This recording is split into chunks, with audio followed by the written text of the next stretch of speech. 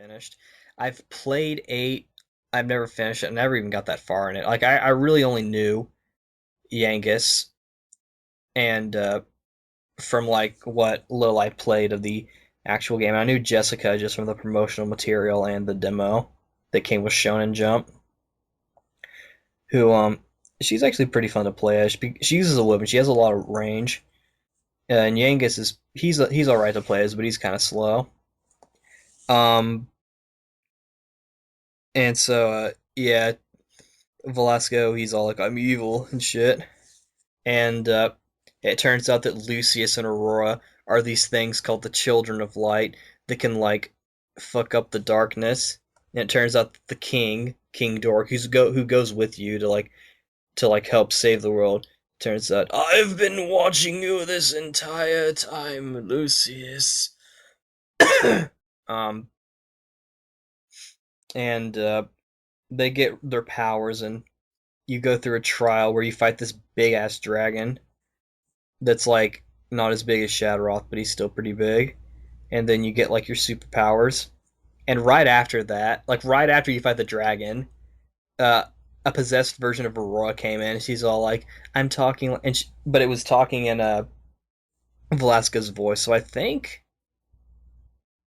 don't remember how they explained, it, but I think she was possessed by I think she was both possessed by Velasco's darkness, but I think she was also like I don't know, like cuz I'm trying to think like okay, if she's possessed, she can't really be inside his mind. Or I don't know. But you know, you fight like this evil version of her that like just turns into like this blob thing. You fight that, then you get her back. Then she gives her spiel about Velasco being a douchebag, and then it's all like, okay, so let's let's fucking let's fucking take the fight to back to our kingdom. We're gonna clear out all the monsters, and then we're gonna rescue everybody. We can fight Shadowleth, but we don't have the extra thing we need. They're looking for this thing called like the Circle of Light, which they lead you to believe that one of your slime friends named Helix has it because he wears this crown, but they deduce that it's not real until near the end. They change their mind. They're like, "Oh yeah, it's totally real." And it turns out that like he had it to be courageous and and and develop his courage in order to like use it. And so they use that to take away like a lot of the darkness of Shadroth, and they defeat him.